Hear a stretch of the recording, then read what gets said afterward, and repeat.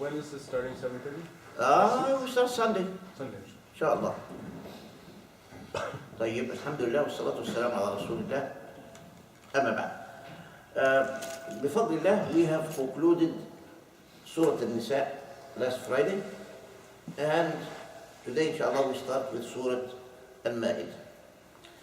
And again, because we have some few, well, not too many, but a few who have not been regularly attending with us, we say that we are not presenting a full tafsir of the surah.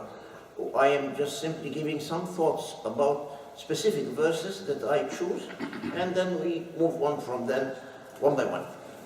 طيب. So Surah Al-Maeda, when the Quran comes upon the Nabi sallallahu alayhi wa sallam, it comes in many different forms. For example, sometimes a few verses are revealed to the Nabi sallallahu alayhi wa sallam. Other times, a full surah will be revealed upon him. You know that the first of the Quran that came was Iqra, right? But it's not even the whole surah of Al-Alaq. It's just the first 4 or 5 ayat, right? Surah Al-Maeda that we are going to start with today, inshallah, is one of those occasions where the entire surah was sent to Nabi Sallallahu Alaihi Wasallam all in one shot. Big surah. One big surah all in one shot. And Jabir ibn Abdullah radiallahu anhu says, what the last surahs that came upon him sallallahu alaihi wasallam are Surah Al-Maeda and Surah Al-Fatih. إذا جاء رسول الله والفتح. Surah Al-Maeda and Surah Al-Fatih. And Abdullah ibn Abbas says, the last surah is إذا جاء رسول الله والفتح. Last surah. By the way, that doesn't mean that the last ayah of the Quran is one of those. No. But the last ayah of the Quran is one actually that belongs to Surah Al-Baqarah. Which one is it? Not اليوم أكملت لكم دينكم is the one that we're going to talk about tonight, inshallah. No. واتقوا يوما ترجعون فيه إلى الله. مش كده؟ ثم توفى كل نفس ما كسبت وهم لا يظلمون. 281 of Surah Al-Baqarah is the last ayah. But the mention here in the introduction to Surah Al-Maeda is talking about the entire surahs, the last of the surahs in entirety, and these are in Maeda and إذا جاء رسول الله. I want to start tonight, inshallah, with the third verse of the surah. A long verse. I'll just read it first, for those who enjoy the Arabic of it, and then we can translate piece by piece. حرمت عليكم الميتة والدم ولحم الخنزير وما أحل لغير الله به والمنخنقة والموقوذة والمتردية والنطيحة وما أكل السبع إلا ما ذكيتم وما ذبح على النصب وأن تستقسموا بالأزلام ذلكم فسق اليوم يئس الذين كفروا من دينكم فلا تخشوهم واخشون اليوم أكملت لكم دينكم وأتممت عليكم نعمتي ورضيت لكم الإسلام دينا فمن اضطر في مخمصة غير متجانف لإثم فإن الله غفور رحيم. Long verse. It starts with a subject matter of tahrim. And by the way, the characteristic of Surah Al-Maeda is that it has a lot of halal wa haram. A lot in it. Sittina Aisha radhiyallahu anha commented later on that there has not been halal and haram that came after Surah Al-Maeda because it's one of the last surahs and it has a lot of halal and haram. Whatever is halal and haram, you're going to find there.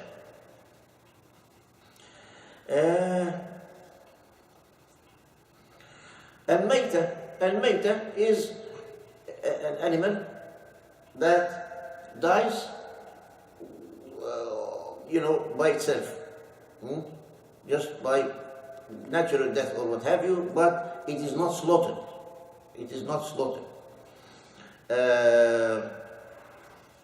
And this is prohibited. We are prohibited from eating from that. The main reason, by the way, for prohibitions that you're going to find in the classifications of whatever comes in the ayah is the simple fact that there has not been a bloodshed of that animal. And الدم المحتقن, the blood that is inside of the veins of an animal, is not good for you when you eat that meat. This is why Allah subhanahu wa ta'ala had made that haram. طيب, this is maita, but there are exceptions, like you always know. There are rules and then there are exceptions to the rule. So what are the exceptions to the rule of maita, Mr. Saeed? Fish. Fish, absolutely. One beautiful example of an exception for maita, right? There's another one. حديث أحل لنا ميتتان ودمان. الحديث عن النبي. أما الميتتان فهما السمك والجراد. locusts. وأما الدمان فإيه؟ The two bloods are what? الكبد والطحال. Liver and the spleen. These are organs that are basically blooded organs, يعني, not fleshy. But these are halal. So there are two types of, although the ayah says حرمت عليكم الميتة والدم, the maita has an exception of the fish and the locusts you can eat, and the dam is also prohibited except for the kabid wa tuhar, the spleen and the liver and the spleen. So the exception is about the fish, that if it dies of natural causes, you can still consume? Is that what you're saying the exception is? No. Okay. Yeah. Can you eat fish? Well, when you do fishing, yes, yani you bring out the fish, it dies. It's Okay. supposed to be a maita in this case because it is not slaughtered, there is no bloodshed out of it and stuff like that. Okay. All right. That safh al-dam is called in Arabic, the way the terminology is that blood shedding is an imperative part of the act of slaughtering. So that means fish doesn't have to be slaughtered. لا. You can يعني fish it out and eat it خلاص. That's an exception. Abu Huraira narrates about Nabi sallallahu alaihi wasallam said about, he was asked about the sea water. He said هو الطهور ماءه الحل ميتته. Its water is طهور and its ميتة is halal. لا يبقى. What is maida? Maita, the maita from mayit, from something that dies. Something that dies.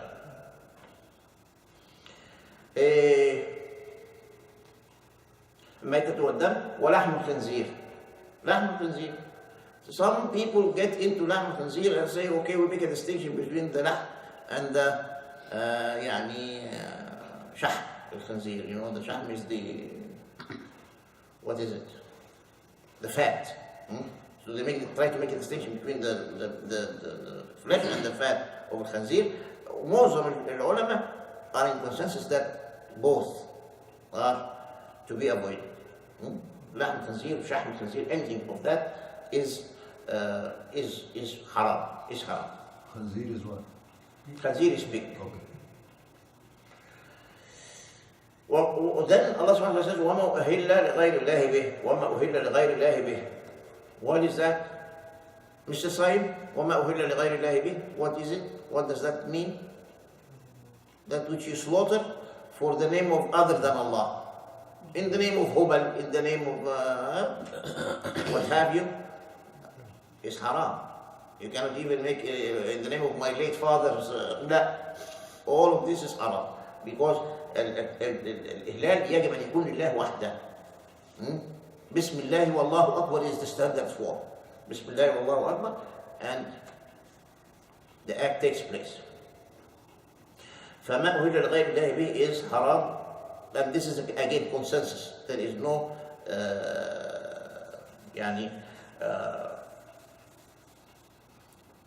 different opinions, except the scholars differ wherein they say, طيب, how about if the person who is doing the slaughtering does not make Bismillah Allahu Akbar, for example, may either, by the way, either deliberately or out of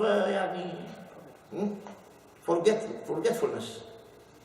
But there are some different views of the fuqaha which try to steer away from the minor or the side tracks of the argument so that we can stay with the mainstream and give the general idea. But I just want you to know that there is a situation wherein the scholars make the difference. If he deliberately does not mention Ismullah, a lot of scholars say that is not to be eaten. If he has done so out of forgetfulness, then forgetfulness is, there is another hadith, رفع عن أمتي النسيان وما استكرهوا عليه النسيان, to forget something, we are all subject to forget. Sorry. You find now that the first 4 items of the ayah, الميتة والدم ولحم الخنزير وما أهل لغير الله به, these 4 have never been halal for mankind to consume. Since Allah had created the universe, these have always been haram to consume. ميتة, دم, لحم خنزير, ما أهل لغير الله به. تمام؟ طيب. And then we come to specific classes of animals that die different ways, in different ways.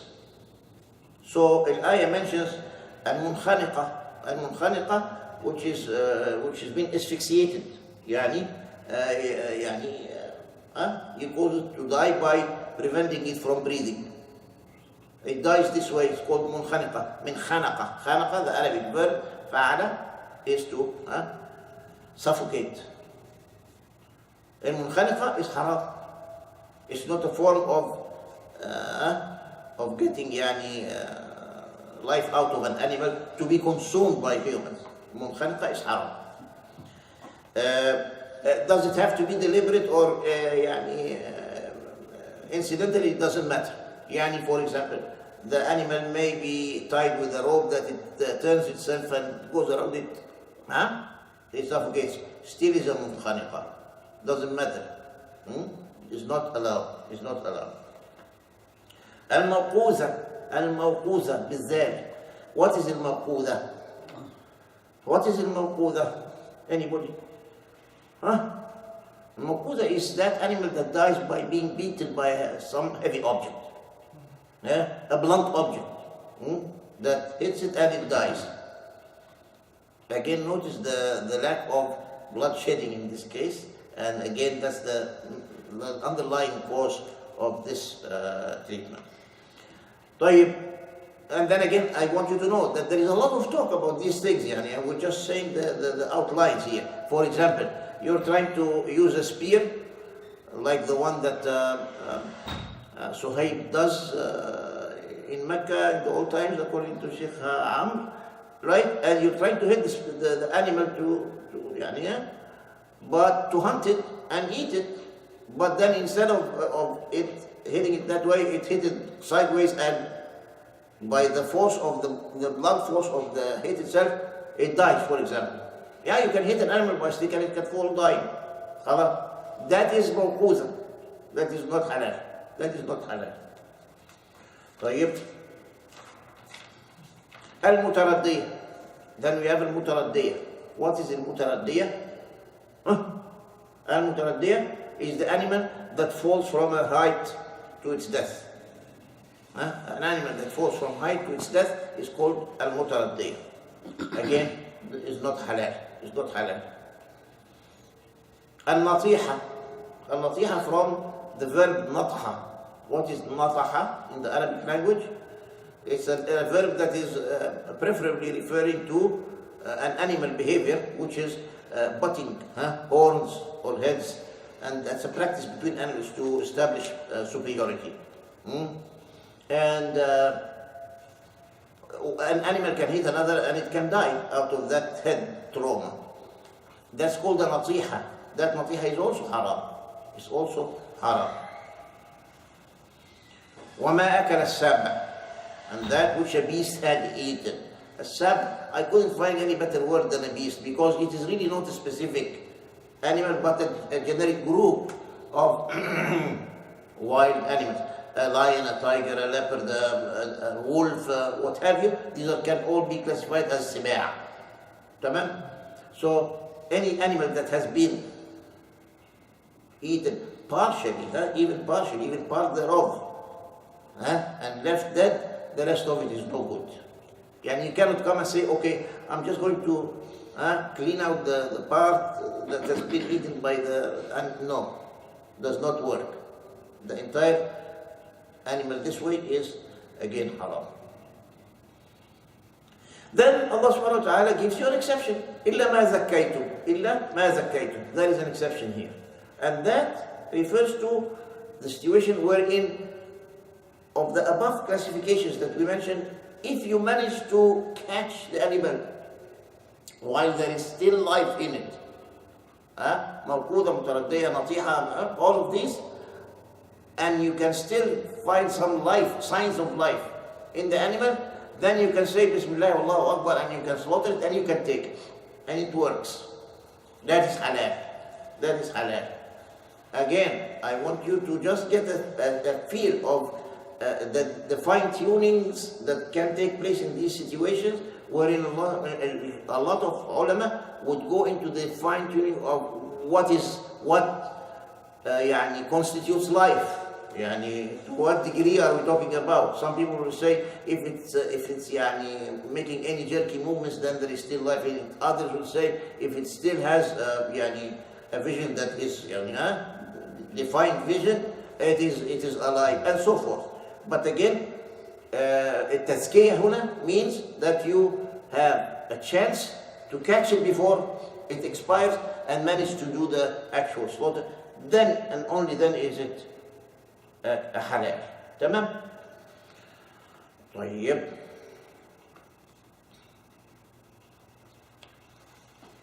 And again إذا ما ذكيتم ده عائد على المنخنقة والموقودة والمتردية والنطيحة. تمام؟ وما أكل السبع. طيب. Now وما ذبح على النصب. وما ذبح على النصب. That is something that has to do with the practice of الجاهلية. And because mankind used to present sacrifices from هابيل وقابيل, right? إذ قرب قربانا فتقبل من أحدهما ولم يتقبل من الآخر. مش كده؟ But in Jahiliyyah, the practice is done in a different way. It's done in a different way. It's not for the sake of Allah, it's for the sake of the gods that were surrounding the Kaaba. And by the way, there were 360 of those. 360. So there were 360 nusub. Nasb, the plural is nusub. The singular is nasb. One nusub are simply nothing other than stone structure, elevated stone structure, upon which the slaughtering is to be taking place. 360 of those fil Jahiliyyah were there. So the practice was to slaughter the animal and then actually to take its blood and wipe against the walls of the Kaaba, and then the meat is to be sliced and taken care of and put on the nasab for consumption. That's what ما ذبح على النصب. That's haram. That's haram.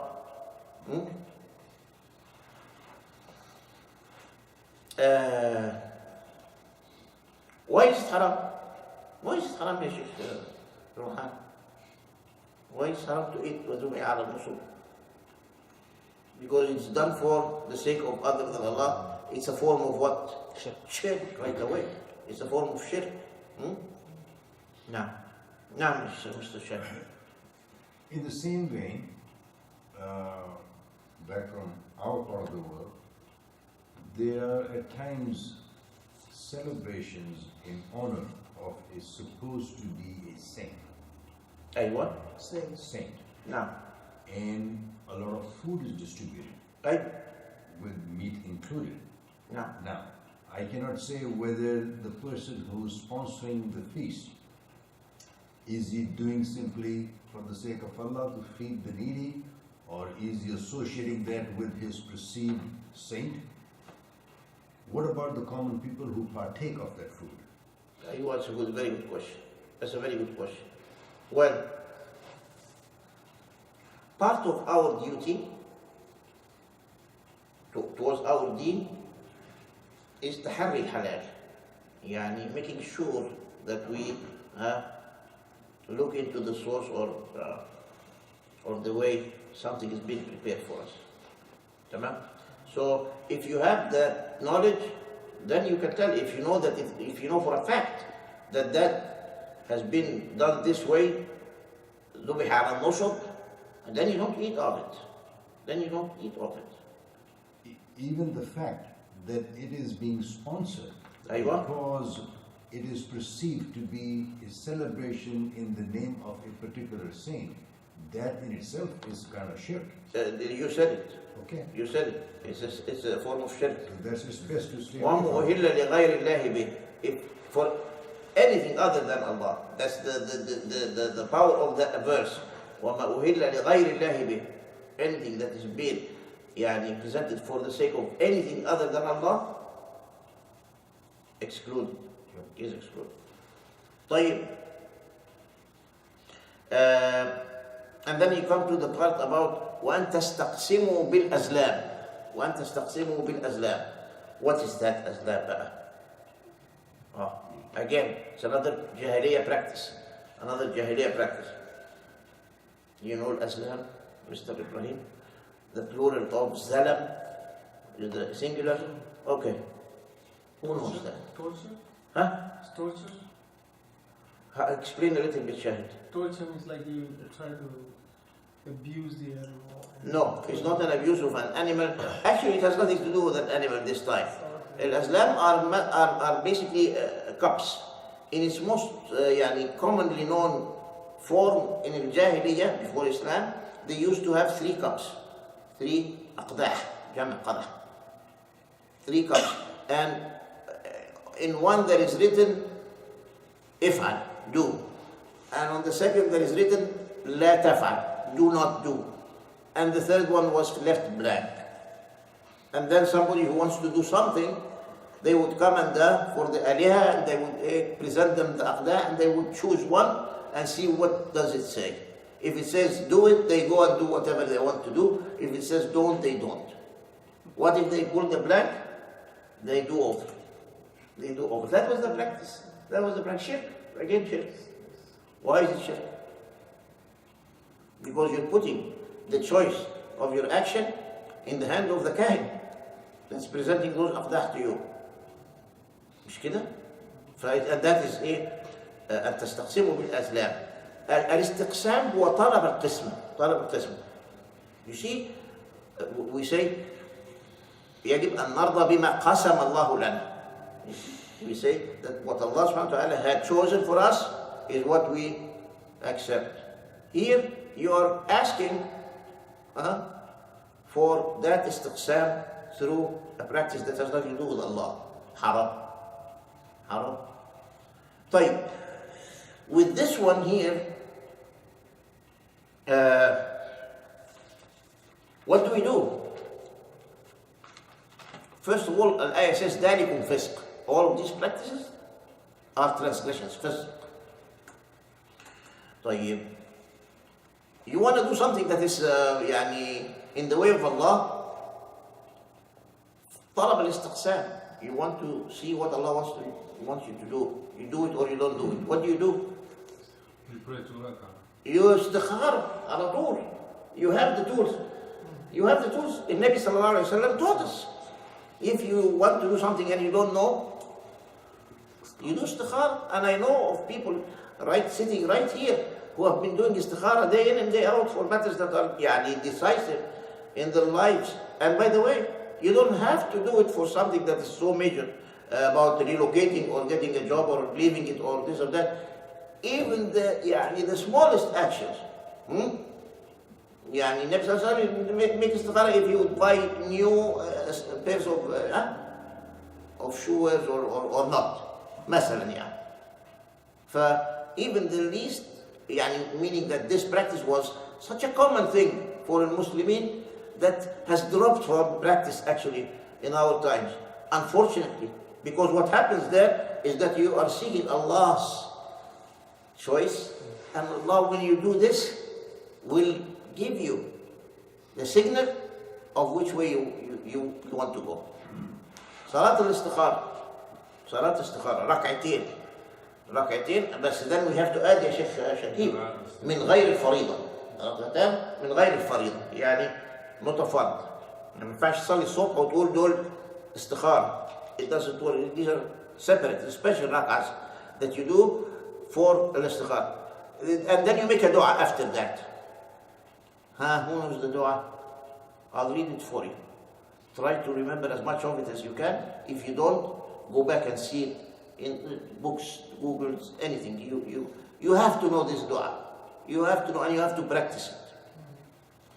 So you make rak'atain, you make good wudu, you make good salah, and then after that you say, Allahumma inni astakhiruka bi'ilmik, wa astaqdiruka biqudratik, wa as'aluka min fadlika al-azim. Oh Allah, I ask the choice from you by your knowledge, bi'ilmik, wa astaqdiruka biqudratik, and I seek your power to give me the right choice.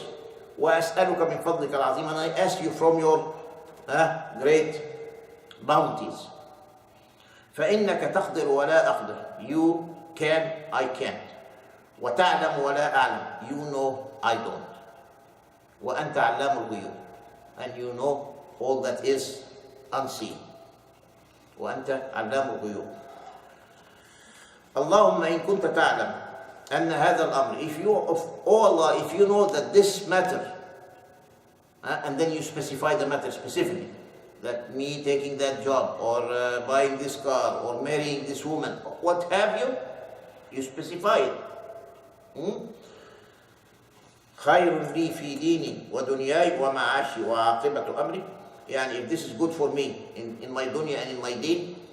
And sometimes you can use a format that says وعاجل أمري وآجل, يعني in what comes soon and that what comes late. If you know that this is good for me, فاقدره لي ويسره لي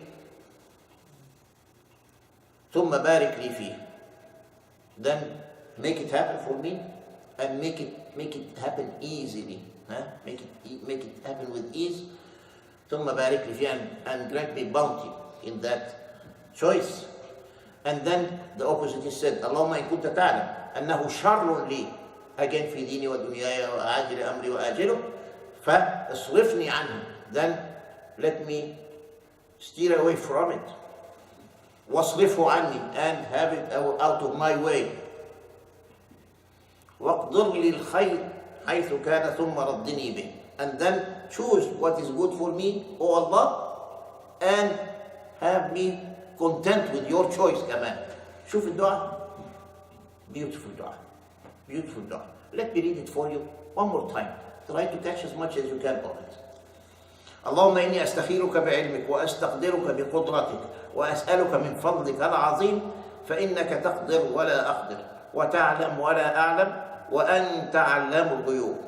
اللهم إن كنت تعلم أن هذا الأمر, and you specify, خير لي في ديني ودنياي ومعاشي وعاقبة أمري فاقدره لي ويسره لي ثم بارك لي فيه. اللهم إن كنت تعلم أنه شر لي في ديني ودنياي ومعاشي وعاقبة أمري فاصرفني عنه واصرفه عني واقدر لي الخير حيث كان ثم ردني به, and make my heart content with it. There is nothing more important than us as Muslims, أخي طارق, to be living in a state of content. As a matter of fact, سبحانك اللهم, المولى عز وجل, when he explains the utmost state of يعني satisfaction, he says what? رضي الله عنهم ورضوا عنه. You see? يعني Allah is content with them, with these mu'mineen, and they are content with Allah, with what He has given them and what He has granted them.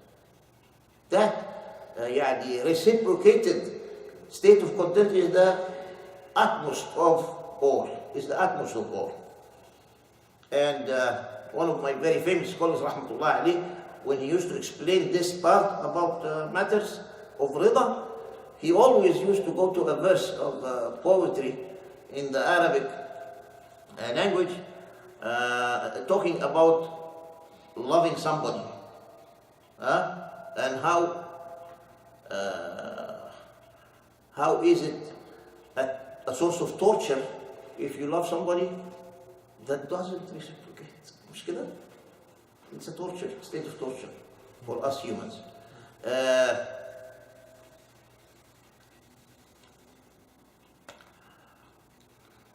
أنت المحبوب ولكني أعوذ بك من أن أكون محبا غير محبوب.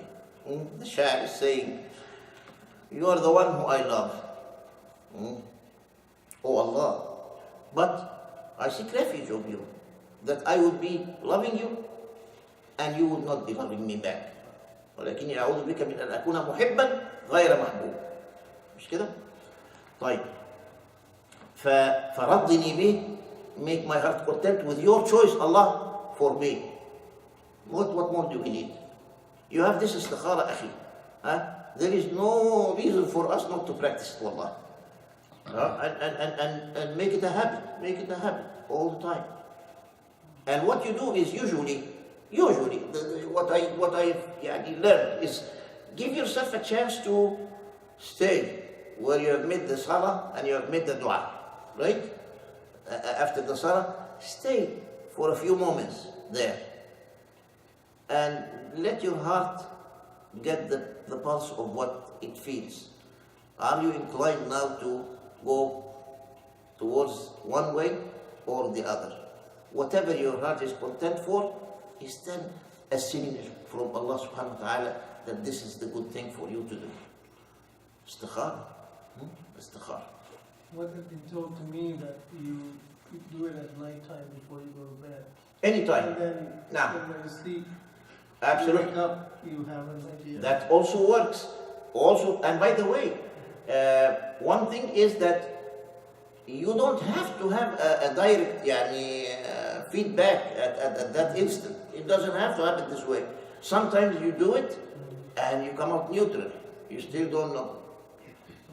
Do again and again until you find that Allah subhanahu wa ta'ala makes your heart go one way or the other. And you will know. But isn't there a key point that while you are doing istikhara, you yourself need to make yourself neutral? Don't want this so much that in your mind you're thinking, oh God, just make it happen. Mr. Shahid, you have a very good perception about these fine points, by the way. The fact of the matter is, if you are personally coming to the istikhara with a heart that is leaning one way or the other, then don't do it. It is done only for the situation where you are equally confused which way to go. You can say, I don't know, should I do or should I not? Genuinely are equally good for either. But if you are inclined for one or the other, then that is hawa. That's your, Yeah, but if there's one more point I like to make is that even though you know that this is what is, everything looks good in terms of whatever you want to do, business but Allah Ta'ala knows better. So if I still do istikhara, even though I'm leaning towards it, maybe Allah will change that for you. But you, like Shahid was saying, you have to know that when you're doing the istikhara, you're making your heart neutral. Shahid put it this way, which is a very good way of putting it. You have to make your heart neutral. But if you come to make istikhara and you really want to marry that woman, you will find what you want inside of you, right? Or you can, based on what he's saying, before you do istikhara, at least say that, my Lord, even though my mind was going this way, I'm still seeking your choice. I pray to you and sincerely I leave myself neutral. I leave it in your hands. Wallahi Jameel.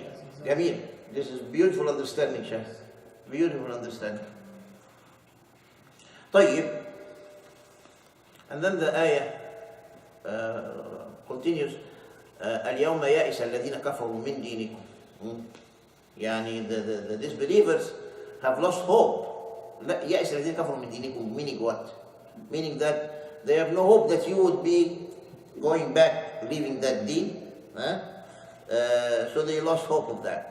And the hadith of the Nabi sallallahu alaihi wasallam mirrors that verse when he says عليه الصلاة والسلام إن الشيطان قد يئس أن يعبده المصلون في جزيرة العرب وإنما هو التحريش بينهم. يعني النبي is saying that the shaitan has lost hope that he would be worshipped through the asnam or awthan and all of that in this land of Arabia. خلاص. After the message of Nabi sallallahu alaihi wasallam, there is no more awthan, there is no more asnam to be worshipped in this land. He has lost hope, yes. ولكن بالتحريش بينهم, meaning what? Meaning the only thing that he can do now is to instill feuding among us. And this is one thing in the hadith. You be careful with every word when you read the hadith. ولكن بالتحريش بينهم. The shaitan still has a way to spoil things for us. He's not going to come to us after praying Isha and listening to the beautiful recitation of the verses of Allah and come and say, I want you to go and worship a sanam. No. But he will make problems between you and I.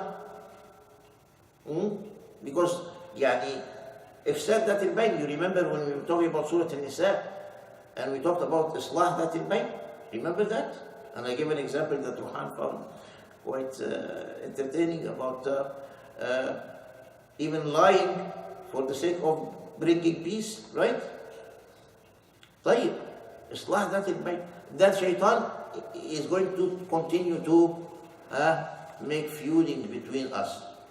And this is, by the way, when the Sahaba asked Rasulullah sallallahu alaihi wasallam to make dua for them, that they would not be extinguished by مثلا فيضان or being killed by a disease and so on. And then they asked him to make a dua that ألا يكون بأسنا بيننا, that we are not feuding against one another. He did not make it.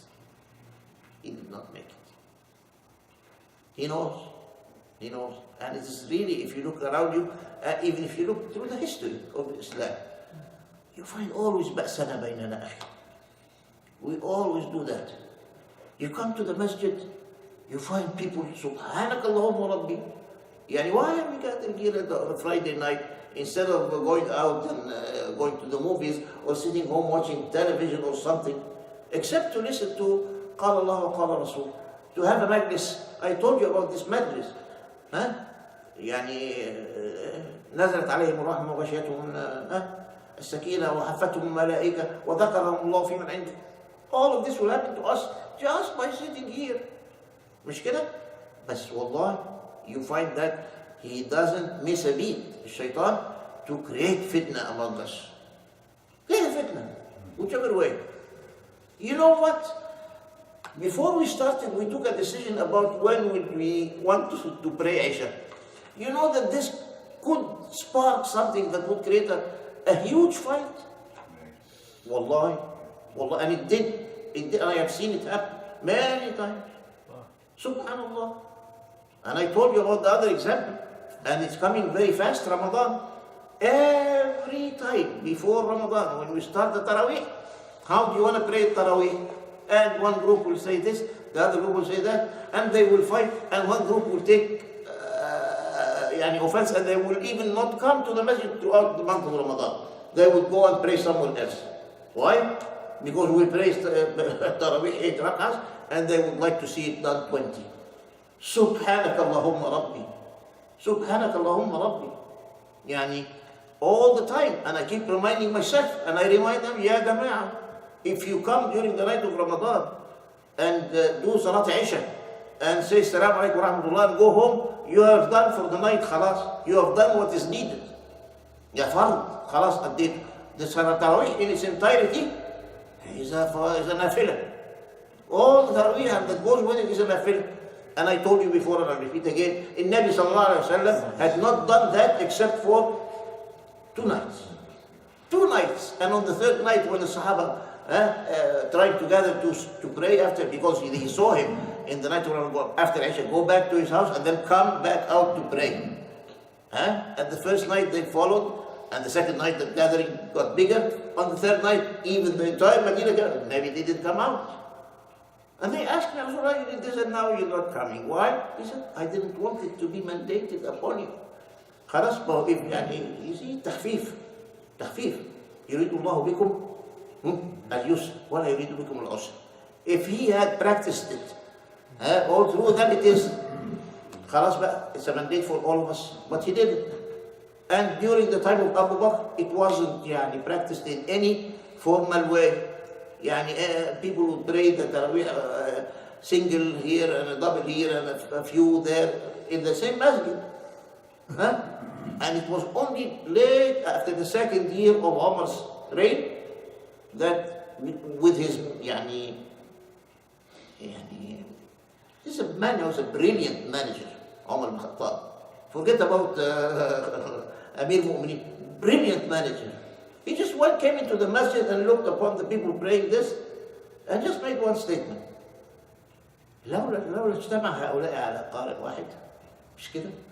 If only all of these people would gather behind one imam to recite the Islam, then and only then it's done that way.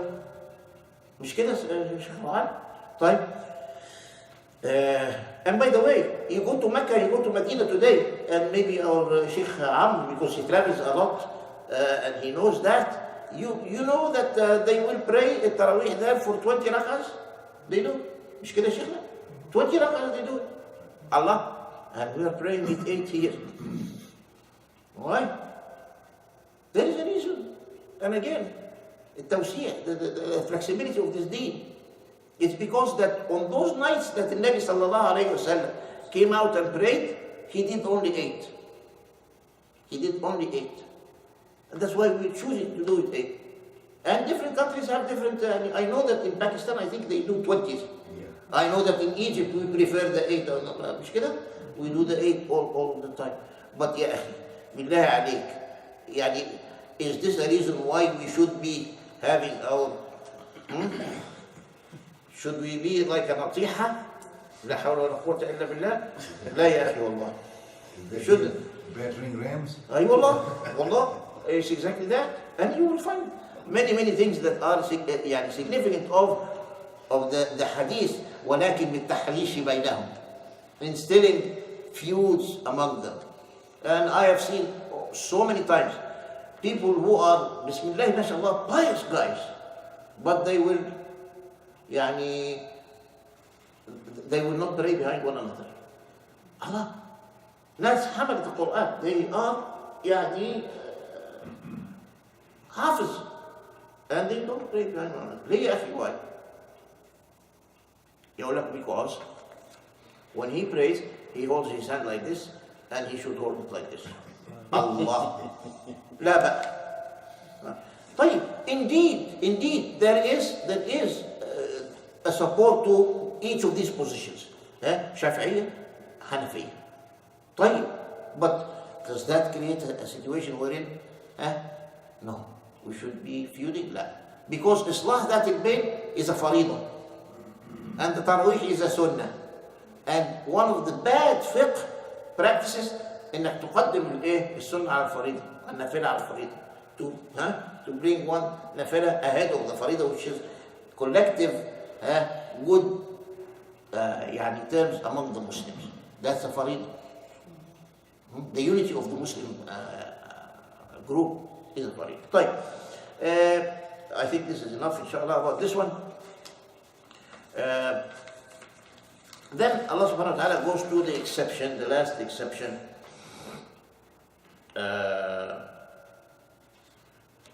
wherein, let's see now.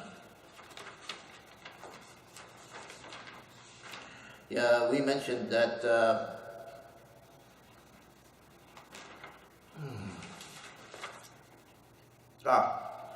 الشيطان قد يئس من أن يعبدوا المصلون في جزيرة العرب. Now, the last part of it, well, not the last part, about this particular tahrim is فمن اضطر, the license, here comes the license. فمن اضطر في مخمصة غير متجانف لإثم فإن الله غفور رحيم. If you are in need to consume any of the above muharramat, starting with the maita,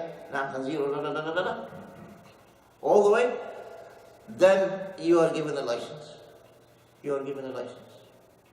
Which is another fiqh generic rule which says الضرورات تبيح المحظورات. يعني when there is a necessity, that which is prohibited may become accepted. الضرورات تبيح المحظورات. Somebody who is dying and cannot find anything but a maita. Yeah, he's going to have to survive. He eats it. That's fine. That's fine. And again, fine-tuning it with the matters of fiqh is something that's beyond our scope of presentation, which is to what extent does he consume? Yeah, and some people will say that consuming that kind of maita, whatever, can be under certain conditions wajib. Other conditions can be mubah. Other conditions could be mandub, recommended. You remember the 5 situations of legislation that we went through? It could be wajib, it could be mandub, it could be mubah, depending on the situation. Who assesses the situation? يا أخي أنت you have a heart inside your chest that can tell, I have to eat this or I will die. Then what do I do? Do I make a big walima of it, or do I take whatever just keeps me alive? مش كده? That's how it is. That's the fiqh, and that's an individual matter. That matter of fiqh is an individual matter. فمن اضطر في مخلص غير متجانف في الإثم, not committing a sin, فإن الله غفور رحيم.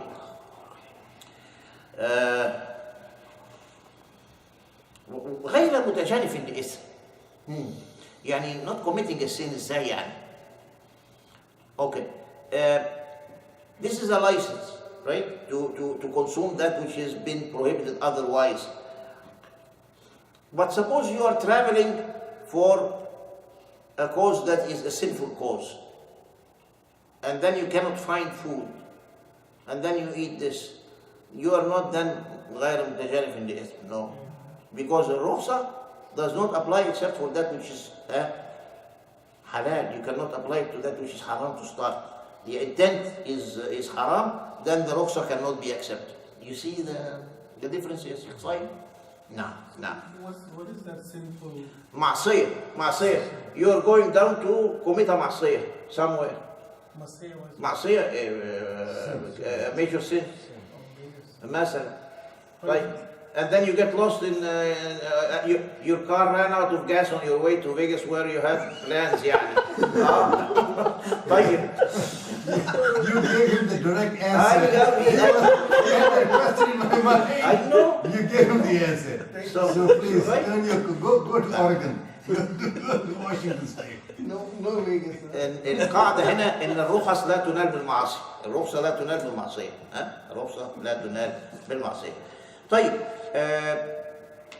This is really all that I wanted to go over. And again, this is one verse. The first verse that we start with, Surat Al-Maeda, which is the 3rd verse, about tahrim. And how we look into it and how it is classified and when it isn't يعني permissible to consume whatever keeps your life in case of this or that. So with that, inshallah, we conclude and we ask if you have any comment. Mr. Shahid has a question. Question is, when I moved to the United States, living in a small town. I think I missed the part here that I needed to mention to you, but I'll get your question first here. نعم. تفضل. Go ahead. Okay, the question is that if you do not find anything halal in the area, I noticed that some people went to the store and buy the meat and then say Bismillah and say halal. نعم. But the other people travel نعم. to go, so because they are from different fiqh. تمام. So is that allowed in some Okay. fiqh? Again, here you have to go and consult yourself about this matter. يعني I heard an opinion, and it's a respectable opinion too, that says that when you are invited to your neighbor for a meal, for a Thanksgiving, or for what have you, can you go and eat their food or not? Yes, you can. Yes, we can. Yes, you can. It's in the Quran. And there is طعام أهل الكتاب حل لكم وطعامكم حل لهم. It's halal to consume. A Yahudi, Messihi, kafir, a neighbor who is inviting you or a co-worker. You can eat it. You can eat. And other people who, okay, listen here, Shahid. In such matters, there is a big range, spectrum, between being over-restrictive and being compromising. You don't want to be over-restrictive, nor do you want to be compromising in matters of it. And wasat is the best thing. خير الأمور الوسط. So you consult your heart about these things. So for this matter of meat, I know of people who will drive to Sacramento to get halal meat and come back.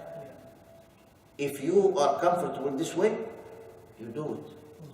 I can be comfortable personally buying my meat from Safeway.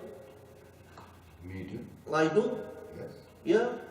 Khalas. It's my heart's content is about this matter that I'm living here. Other people I have seen people who will not consume anything but fish because this is something that is indisputable. مش كده سعيد؟ They will just eat بس يعني can you keep eating fish all through مش معقول مش كده؟ So some people will go through the effort to make sure that they go and get that Bismillah Wallahu Akbar that we talked about, and other people will say that طعام أهل الكتاب حل لكم. Then we are here, and then what happens is that they give you the rukhsa of you say Bismillah while you consume it, and there is a reference for that too. And there is a valid justification for that too. Yeah, but this justification only if you do not find. There's a store there. Good question. Which is halal. Absolutely. You get it, and you still go to same way to get La. it. That's absolutely a no-no. When the viable option is available, then that's the option that you choose. خلاص. For example, we had been looking into the matter of burial grounds for us, for the community. And there aren't too many Muslim burial grounds here. There are, but there aren't many.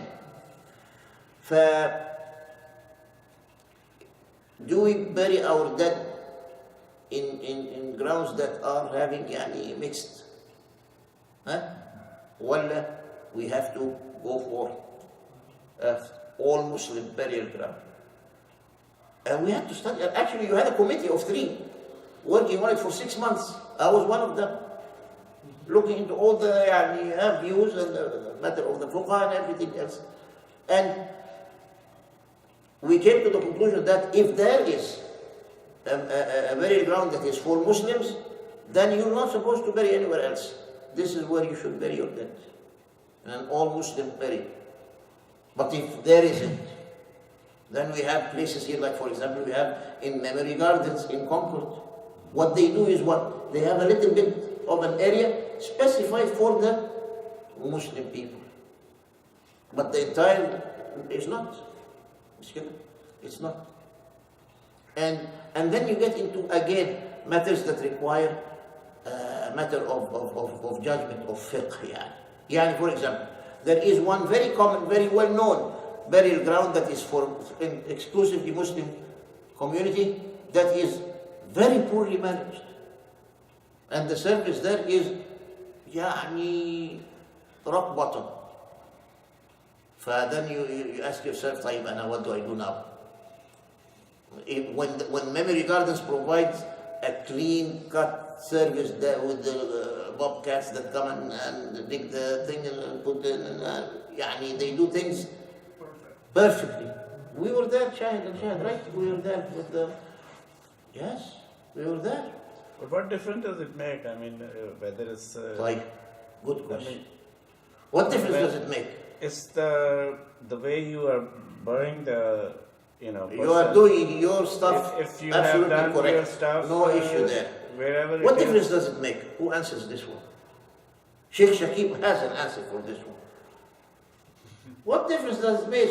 Asma said what when they killed her son? ماذا يدير الشاة سرخها بعد ذبحها. مش كده؟ What difference does it make? Saeed? I tell you what difference does it make. The dead are not dead. They have just transformed their way of life to al-barzakh now. They are alive in the barzakh. They feel. This is why when you go to the madafin, you say, Assalamu alaikum dara qawmin, ahmantum sabiquna. مش كده? Why do you give a salam if the other end is not a recipient? Then those dead people have a way of hearing us. We all agree to that, don't we? We all know after Badr that the Nabi Sallallahu Alaihi Wasallam stood up upon the graves of these and by their name, one by one. هل وجدتم ما وعدكم الله ربكم حقا؟ فقال إني قد وجدت ما وعدني ربي حقا. One by one. Did you find that what Allah telling them in their graves? خلاص, they're seeing their destiny خلاص in the hereafter.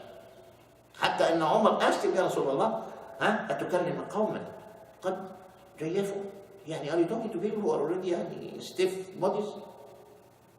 And the Nabi صلى الله عليه وسلم says, والله ما أنتم بأسمع منهم غير أنهم لا يستطيعون جوابا. يا سلام, يا سلام. You don't hear better than they do. They hear just the same way that you do, except they cannot talk back. They cannot talk back. طيب, يبقى إذا and we know and we believe that there is something that is known as عذاب القبر. عذاب القبر حق. طيب. Somebody who is a Muslim, buried, surrounded with والعياذ بالله كفار. تتأذى روحه. His spirit will suffer. Just by virtue of hearing the torture around him in the neighboring graves. مش كده? This is why. Say that. Be buried with those who say لا إله إلا الله. لا إله إلا الله تشفع. تنجي من عذاب القبر. Right? They say it. So that's why we prefer that. So anyway, we're saying that when there is an alternative for you that is readily available, that's what you have to take. That's what you have to take. If that choice is cumbersome and not readily available, then ما جعل الله في الدين من حرج. Allah subhanahu wa ta'ala, as we said, in the matter of the siyam, when Allah said, مريضنا وعلى سفر, يريد الله بكم اليسر ولا يريد بكم العسر. The intent is to make life easy for you, is not to make it difficult. Is not to make it difficult. And we have said that this is a sign of the beauty of this deen, the flexibility. The flexibility. You want to make salah like this? I will pray behind you. You want to make salah like this? I will still pray behind you. مش كده؟ And the Nabi sallallahu alaihi wasallam, coming back from Al-Ahzab, Ghazwat al-Khandaq, he wanted to go back to Bani Qurayza to give them a taste of their medicine. مش كده؟ They betrayed him. But he said what? لا يصلين أحد العصر إلا في بني قريظة. طيب. They went and tried to reach Bani Qurayza before the sun set. They didn't. They split. One group prayed the Asr. They said, oh, خلاص, the sun is going to set and إن الصلاة كانت على المؤمنين كتابا موقوتا. The time is going to pass. We pray. The other group said, no. النبي صلى الله عليه وسلم said, لا يصلين أحد العصر إلا في بني قريظة. We take him for his word. خلاص. Even if we get there by Isha, we will not pray Asr until then. Then they reached to Nabi Sallallahu Alaihi Wasallam and asked. And he accepted both positions. That flexibility is the key matter of a good fiqh in this deen. Otherwise, this deen would have frozen in space in Mecca and Medina, like Sheikh Amr was mentioning today in the khutbah, would not have spread to the entire world. And it would have frozen in time as well. it would not have lived and survived to the end of time by its flexibility, by its adaptability. Huh? That's the beauty of this deen. Any other issues or commentaries? Sheikh Amr, any comment? I just wanted to add that Tfaddal. also like in just answering our brother here. Tfaddal. We also like have evidence at the time of the Messenger of Allah sallallahu alaihi wasallam. He also, beside the dhabah or the slaughters of the Muslims, there was also like Christians and Jews. And we know for a fact that Jewish lady that poisoned the Shah and actually he was eating from sallallahu alaihi wasallam. So even if the option was there, still, even if the option of the halal was there, and next door there is a cheaper option, for example. But then we're talking about it's supported by an evidence. And even the verse Sheikh Hossam mentioned, it's a clear fact, and also it's emphasized in the Sunnah as well. Even if there's another option, still we're not talking about something that's not allowed in Islam. It's definitely allowed, because in the Messenger of Allah on several occasions he ate from their dhabah, and also the Sahaba as well. Especially in the Futuhat time, and when they went to different lands, and Christian lands and Jewish lands, and they actually they ate from their food and they ate from their animals. So even if the option is still next door, you still have the rukhsa to eat from their food as well. And not to mention that, a lot of also like the halal stores, they take advantage of the fact that they are selling you halal. They overprice it. And so on. And the quality as well. Like honestly, the quality of the meat is always not as good. I mean, so there's a lot of elements involved. Cut and everything else. Plus the hygienic aspect, the cleanliness and all that. أحسنت والله شيخ. بارك الله فيك. I was so surprised. I went for Umrah and I came back. I was talking to someone. And he said, "Where did you eat food there?" I said, "What do you mean eat food?" Wherever I found food, I eat. Absolutely. He said, "Well, no. You're supposed to not eat food everywhere." Said, Specific places you have to go with a map and that's what the problem is, that the religion has become a religion of technicalities instead of the spirit. But again, we have to re-emphasize and recap by saying you have to also not compromise. Yani, if it comes to because you can start giving a bit here and a bit there, and you find yourself becoming loose with your deen. That's not what we want for ourselves. We want to maintain that wasatiyya of this deen, that middle ground of this deen. تمام؟ طيب نختم إن شاء الله. اللهم إنك عفو تحب العفو فاعف عنا وعافنا يا رب العرش واغفر لنا وارحمنا أنت مولانا فانصرنا على القوم الكافرين. اللهم اجعل تجمعنا هذا تجمعا مرحوما واجعل تفرقنا من بعده تفرقا معصوما. رب آت نفوسنا تقواها أنت وليها ومولاها وأنت خير من زكاها. آمين وسلام على المرسلين والحمد لله رب العالمين. بارك الله فيكم أجمعين. رحمة الله.